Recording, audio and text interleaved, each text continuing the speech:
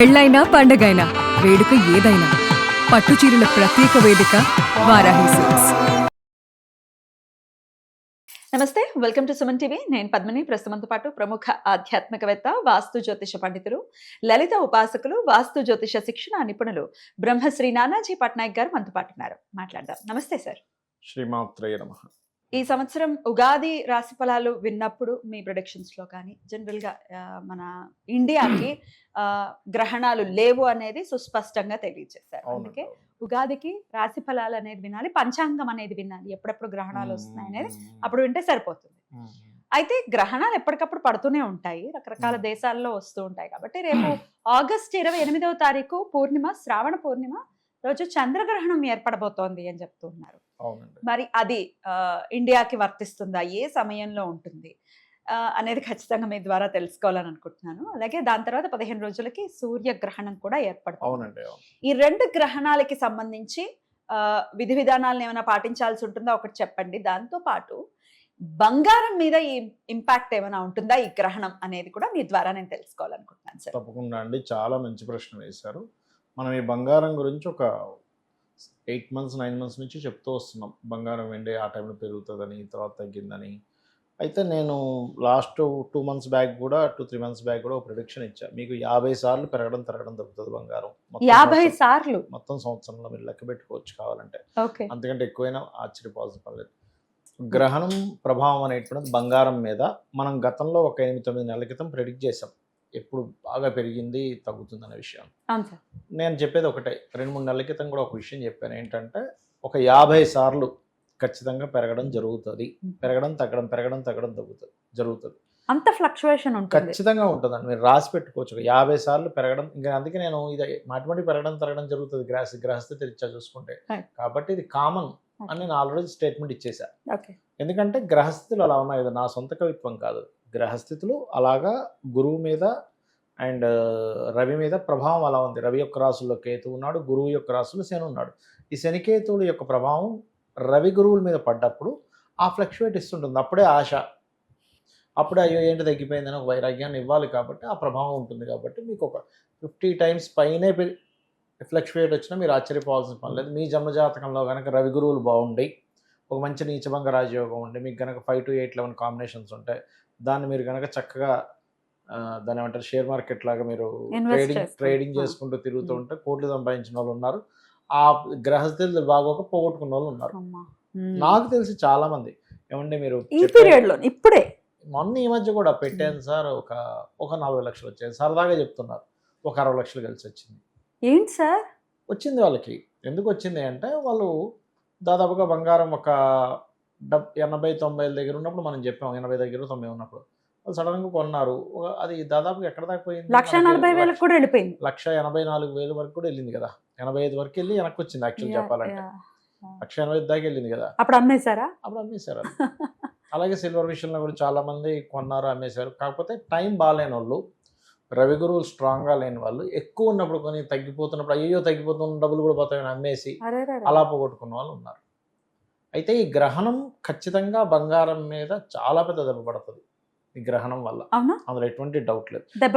ఆ సమయంలో అంటే 15 రోజుల ముందు 15 రోజుల తర్వాత ఈ గ్రహణ ప్రభావం చాలా ఫ్లక్చువేటెడ్గా పెరగడం, బాగా తగ్గిపోవడం జరుగుతుంది. అంటే ఇప్పుడు 5,000 10,000 మధ్యలో తిరగడం వేరు, ఒక 20-30 వేలు ఒకటేసారి పెరుగుతూ ఒకటేసారి తగ్గడం వేరు. అది చాలా ఎక్కువ డెప్త్ చూపిస్తుంది. అయితే ఈ గ్రహణం అనేటువంటిది మన ఇండియాలో లేదు. వెస్టర్న్ కంట్రీస్లో దీని ప్రభావం ఎక్కువగా ఉంటుంది గోచార రీత్యా. ఎందుకంటే మనకి ఇప్పుడు గ్రహణం సమయంలో మీరు కనుక ప్లాంటరీ పొజిషన్స్ కనుక చూస్తే రవి కేతువుతోని చంద్రుడు రాహుతో ఉన్నాడు కుంభంలో, ఇక్కడేమో సింహంలో. గ్రహాలు మనకి శుక్రుడు బయటకు వచ్చేస్తున్నాడు అండి, కానీ చెప్తున్నా గ్రహాలన్నీ ఏంటంటే మనకి దాని తర్వాత శుక్రుడు బయటకు వస్తున్నాడు. శుక్రుడు కూడా ఆ గ్రహణంలో కలిసి ఉంటాడు. కాబట్టి 28వ తేదీ జరిగేటువంటి ఆగస్టు మాసంలో ఈ గ్రహాలు అన్ని ప్యాక్ అయిన ఉన్నందుకు, కాలసర్ప యోగంలో ఉంటూ గ్రహణం పడుతున్నందుకు ఖచ్చితంగా ఇది బంగారం మీద, బయట దేశాల్లో కొంత యుద్ధ సంబంధించిన వాటి వల్ల కలిగేటువంటి ఫలితాలు ఎక్కువగా ఇస్తుంది. మళ్ళీ మొదలవుతాయా? ఆల్రెడీ నడుస్తూనే ఉన్నాయి.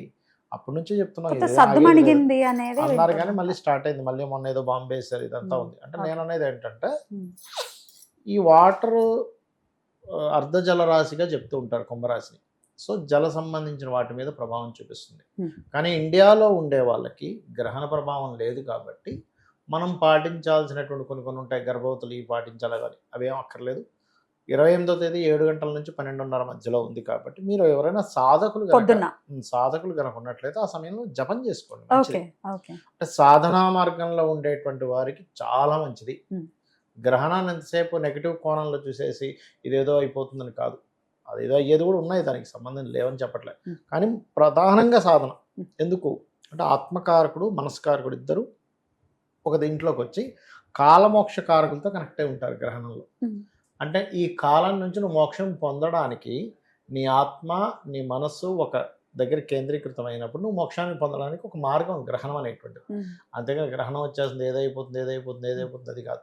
కాకపోతే మనకి ఈసారి ఉన్నటువంటి గ్రహస్థితుల్లో ఈ పరాభవనామ సంవత్సరం అవ్వడం వల్ల గ్రహస్థితుల ఈ కాలసర్పయోగంలో, అందుకే కాలసర్పయోగాన్ని జన్మజాతకానికి అప్లై చేయకూడదు. చాలామంది తెలియక చేస్తుంటారు కానీ చేయకూడదు, కాలానికి చేయాలి. అంటే ఈ కాలంలో ఈ దేశాలకి ఇలా జరుగుతుంది, వెస్టర్న్ కంట్రీస్, ఎందుకంటే వెస్ట్ సైన్లో జరుగుతుంది గ్రహణం. కాబట్టి ఈ చంద్రగ్రహణం పొద్దున్నప్పుడు మనకు వస్తుంది కాబట్టి పొద్దున్న మనకి చంద్రుడు కనబడ్డు కాబట్టి మనకు గ్రహణం లేదు. లాజిక్ అంతే సింపుల్. చంద్రుడు కనుక ఉదయం పూట చంద్రగ్రహణం ఉంటే లేదు, సూర్యగ్రహణం రాత్రిపూట ఉంటే మనకు లేదు. ఇక్కడ మనకి తెల్లారుతున్నప్పుడు అక్కడ రాత్రి అవుతుంది కాబట్టి అమెరికన్ కంట్రీస్ లో ఉంటుంది చంద్రగ్రహణం, అక్కడ రాత్రి అవుతుంది కాబట్టి. ఒకవేళ అక్కడ పగలపూట వచ్చిందంటే అక్కడ గ్రహణం ఉన్నట్టు, ఇక్కడ మనకి రాత్రిపూట వస్తే లేనట్టు సూర్యగ్రహణం. ఆ రకంగా మనం అర్థం చేసుకోవాలి.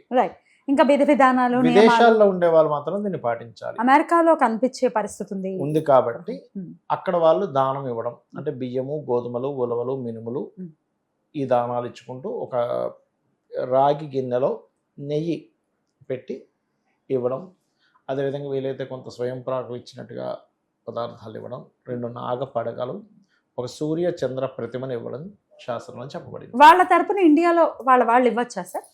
ఒరిజినల్గా అయితే ఎవరికి వారిస్తే మంచిదండి. ఇంకా వాళ్ళు అక్కడ ఇవ్వలేని పరిస్థితిలో ఉన్నప్పుడు ఇవ్వచ్చు.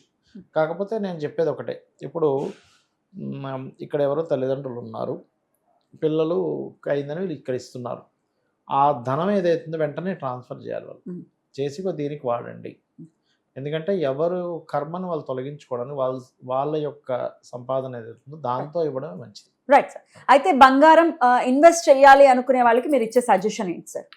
ఆ పర్టికులర్ గ్రహణానికి ముందు గ్రహణం తర్వాత ఒక 15-20 డేస్ ఆఫ్ పీరియడ్ మాత్రం చాలా కేర్గా ఉండని చెప్తాను. ఎక్కువ ఫ్లక్చువేట్ ఉంది కదా, ఇప్పుడు ఏమైపోద్ది అంటే ఆ టైంలో ఒక 150 దాకా అలా వెళ్తుందని ఇంకేమైనా పెరుగుతుందని టక్కని చేస్తాం. వద్దంట, ఎందుకంటే అది 160 దాకా వెళ్తుంది, ఇంకేంటి ఇది ఎక్కడికో వెళ్ళిపోద్దని ధన్మం చేస్తాం. అది ధన్మం 140-130 దగ్గర పడిపోయింది అనుకోండి, పరిస్థితి ఏంటి? ₹1 కోటి ఇన్వెస్ట్మెంట్ చేశాడు, వాడి పరిస్థితి ఏంటి? 30 లక్షలు పోయినట్టేగా. చిన్నవాడు ఒక 10 లక్షలు చేసినా సరే ఒక 3 లక్షలు పోయినట్టే. అంతే.